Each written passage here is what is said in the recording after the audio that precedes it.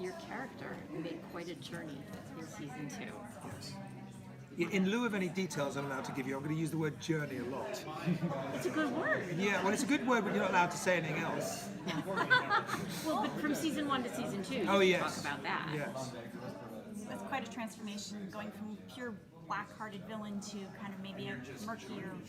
Yeah, well, I never really saw it that way anyway, so it's difficult for me to answer those questions because in the pilot, he was a pure black-hearted villain because, in fact, the most pure black-hearted villainous stuff he did all in the first episode, which is why I didn't want to do the show. No, I'm not joking. When I read that, you had it was said a that no. a couple of years ago. I just thought, well, you wait years to play a non-villain, you get sent that. I'm like, oh, cheers, thanks, I mean, it was obviously very good and a really compelling read, but it's that I don't think I want to just play living manifestation of evil, black leather coat. I've even worn the black leather coat before, like twice, I think. But it was, when I read episode, I voiced my concerns, my doubts, and I was shown a copy of Night 2, because the original pilot was actually in 2 parts, and they halved it, so the second half was already written. And there was a scene with his son and the family, and then a scene from his perspective of an attack. And people remember that scene as me being particularly stern, but I'm not. I'm just wearing a Nazi uniform. Because actually, the way I played it would be exactly the way that I would play it in season 2 or season 3. Except I was dressed as a Nazi, and the first time you'd seen someone in their home dressed as a Nazi talking to their son. So people remember, oh, were you being really stern with your son? No, the costume did that for you. What he was doing was just talking, So for me, the seeds of that have always been there, and actually, not that it's necessarily not that it's necessarily going to be seen, but that's what I've always been aiming towards and fighting for those little opportunities to show, because that's where it was headed, or that's where I'd always hoped it would be headed. And if it seemed to be heading another way, I'm gently trying to push back. But for me, that's what's interesting about it, is the fact that there is a clash between the man he would have been and the man he's ended up being. And the man he would have been is still in there, under various layers. So we're just kind of seeing more of the beating heart coming through a bit more now. Yeah, well, I hope. Yeah. Well, his family, of course, took a dramatic turn in season 2 with his son's health issues. Mm-hmm. Does that get resolved or addressed further in season 3? Well, it continues. I mean, it certainly doesn't. It certainly gets addressed. I mean, yeah. I mean, this storyline and all of the connective, everything connected to it continues through. Just the repercussions and the effects everywhere, and also professionally, as a result of the changes in his family, he is rewarded. That actually, the kind of the idea of him as a hero, as an example, to be lauded in the Nazi world, means that he goes even higher in the world, so that as one part of him is in descent, or at least in crisis, that's got to exist at the same time as his rise in the ranks and becoming more adored and more powerful. So it's kind of, tricky. By turning in his son, so to speak, as somebody who was undesirable, they decided to reward him? Well, he didn't turn in his son. No. His son turned in himself. No, he would never do that. No, the only reason that's the absolute opposite of who Smith is. The only reason any of this is happening is to protect his children. No, that is absolutely not what happens. No way. No, I mean, he'd fight, he would certainly do anything to stop that from happening. The reason it happened is because he left town and his son turns himself in. So the irony of that is, despite his own hidden doubts, he's raised a perfect Nazi, and that is his punishment. So we're going to see him kind of chafing a little bit under the system that he's been brought up in? I don't know. I mean, that is something. If I was to have my say, it would show more than it does, because that's what I'm there for, But I mean, that's there. Sometimes there's times, but it's difficult because the pressure on him. Here's the reason. the more reason he has to resent and to feel the horror of him having hitched his wagon to this monster that wants to eat his children in order to protect his children. It's gone wrong. The only way of keeping them safe, the more powerful he gets, is to get more powerful, because there are forces raging against him. Even if he starts in some way to hate the system, he needs to be the most powerful person in that system. Because if he loses his power, you don't get to retire. It's like the mafia. It's not like, oh, well, you can go and move to the country with it. No. The only thing that's going to protect his family, protect them from all of this stuff, is him being the guy. So despite his doubts, as he may have, he has to. So there's two opposite forces. I'm sure you love playing those different levels, interior as an actor, internally, and letting them come out in different ways, even though it may or may not be in the. Yeah, I mean, that for me is the only thing that's interesting about it. Do you know what I mean? Because people aren't, that's the way people are, you know. I mean, no, there are people who totally believe, but what's interesting then is like, why do they? You know, how does it happen? You know, it's humans.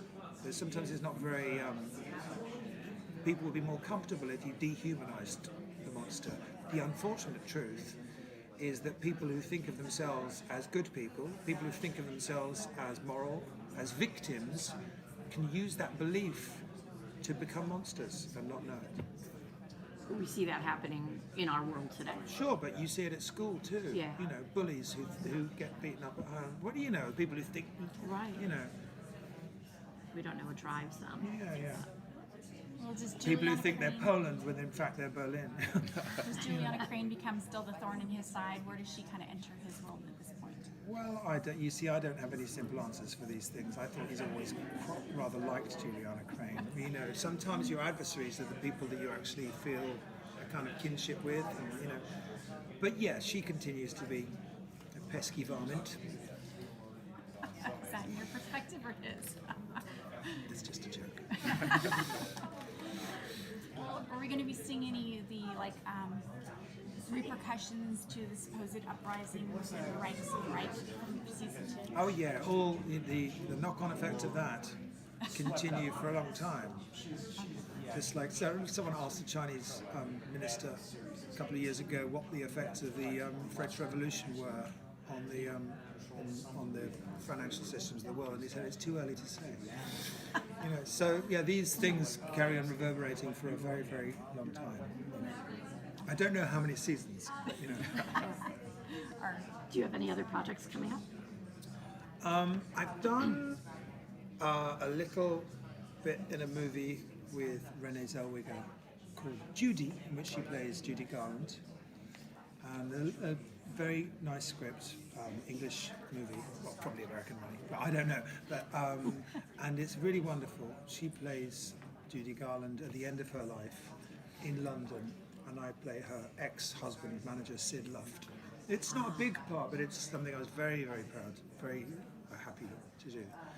So that's something. And then I just had a bit of a break, and now I'm going to do, in a couple of days, I'm going to do something else a little bit secret, and then, you know. But I've been holidaying rather nicely to Los Angeles for a couple of days. Lovely.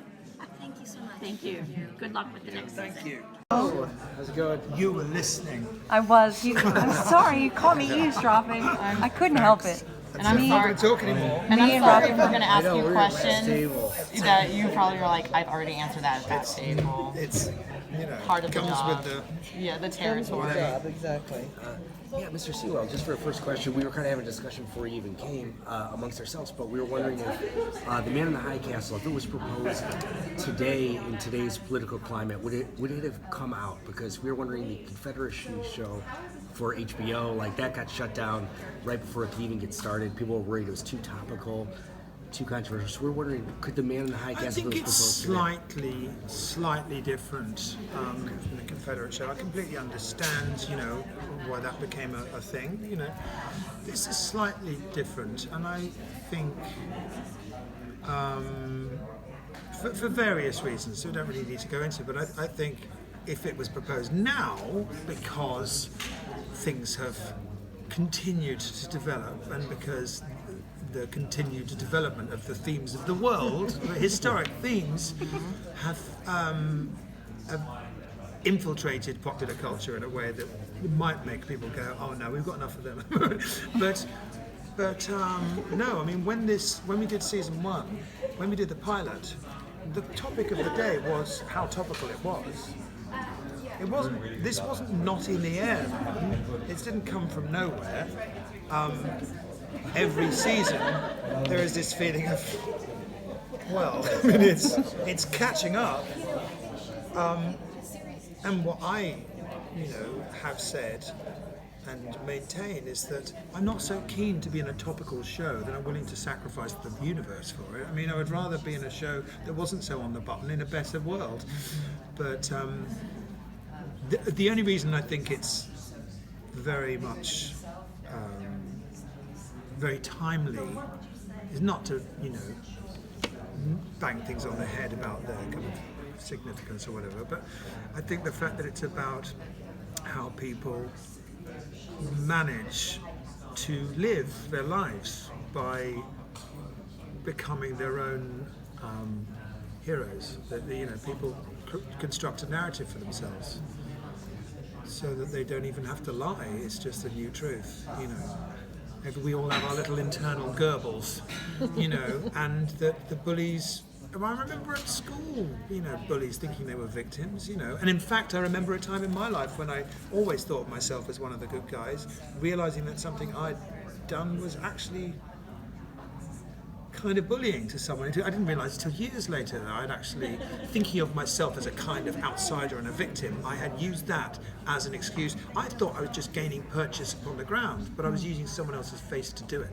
And this is how humans can operate, that people, you convince people that they are the underdogs, you can convince people they have been mistreated, that there is some old sin, that there is Germany strikes out and defends itself from Poland, or vice versa, and it can happen to all of us. And this is what I used to say 2 seasons ago. Now it seems like I'm labouring the point. Sort of to kind of go with that a little bit, there was one episode where we saw John Smith with his wife in an American uniform, and it was a really great flashback. Are we going to see more flashbacks to his previous life, like his evolution as a Nazi, or? No, not in so much. I mean, I would like that, but there's all sorts of things that I would like, some of which I'm getting to do, some of which I'm not. I mean, but we get to see more of it by sleight of hand. I mean, I'm always a fan of storytelling whereby you put it together that something's happened.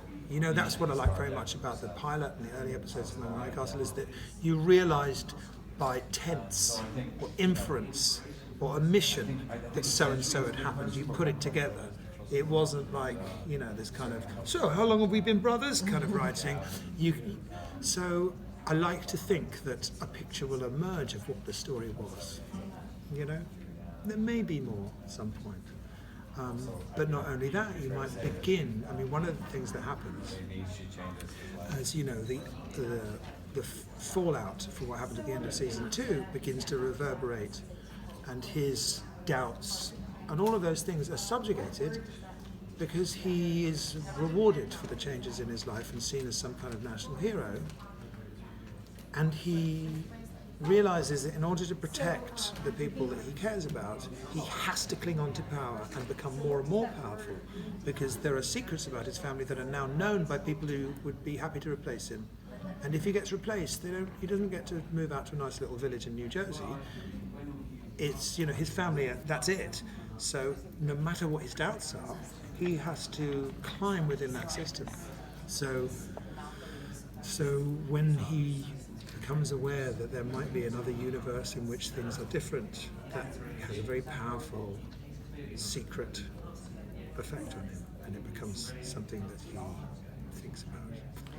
In the first season, John Smith is very much a man about the law and upholding the law at all costs.